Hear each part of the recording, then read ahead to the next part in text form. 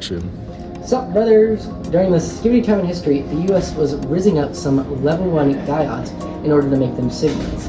The Betas, however, wanted the level 1 Gaiats to be Betas instead of Sigmas, and Baby Gronk would phantom tax their income, so everyone was equal. The US replied with, what the Sigma? This led to the Ohio War.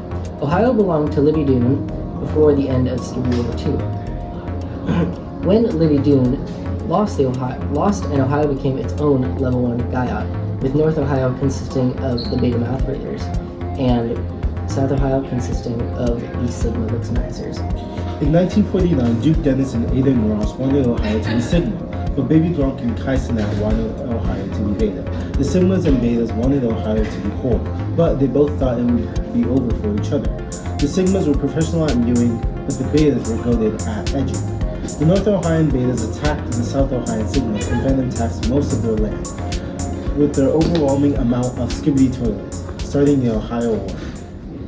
When Baby Gronk would phantom tax. Okay.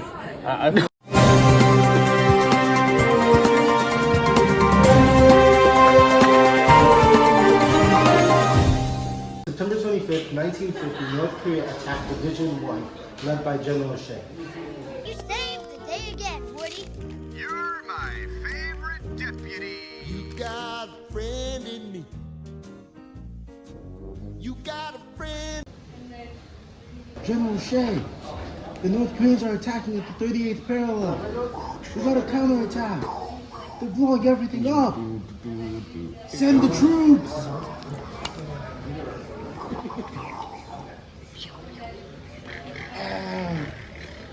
Contact the 7th and 2nd Division. Make sure we got communication. They're not answering. Well, let's fight to the death.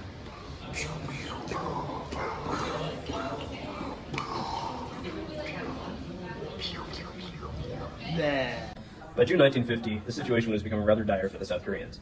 Although the U.S. had officially entered the fight, the North Koreans had created an impenetrable barrier known as the Pusan Line and pushed South Korean forces back to this tiny little corner of South Korea. Despite over a month of fighting into July 1950, it seemed that it was impossible to break through this barrier. And this is where General MacArthur comes in. General MacArthur was a bold man with an even bolder plan. And when I say bold, I mean it. His plan to break through the Pusan Line and take back Korea involved illegally parking an entire fleet on the beach hundreds of miles off enemy lines at Incheon. And we're glad he went with this plan instead of the alternative, because in his bold fashion, his next step down was just nuking the place. And we're pretty lucky that Truman didn't allow that, because otherwise he damn well would have done it. There was a problem though. In order for this landing to actually succeed, the conditions had to be perfect. As such, he waited for the right tide and the right temperatures, which happened to occur right around mid-September. On September 15th, his fleet that had departed 5 days earlier made its way up the coast to Incheon. And on September 15th, early in the morning, his fleet landed on the beach. Out of the landing craft spilled over 50,000 U.S. ex-war Marine troops. And over the following days, subsequent landings delivered supplies and vehicles to allow for the U.S. to finally go on the offensive. Within 5 days, they had pushed to and retaken Seoul, and then they began making their way south, sneaking up on the Pusan Line from behind.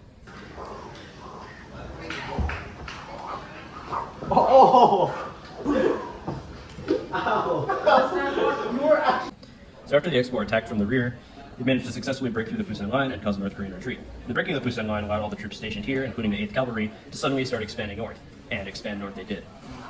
Over the next few months, they wreaked havoc on the North Korean troops. They quickly passed the 38th parallel and pushed the North Korean troops almost all the way back to the border. However, this is when trouble started brewing.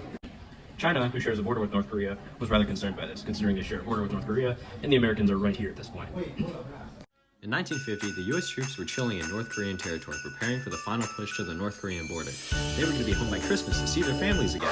Little did they know the Chinese PPP army was about to attack. Under 20,000 men cornered and isolated the Marines into smaller groups. The negative 40-degree weather alone caused almost 7,000 casualties.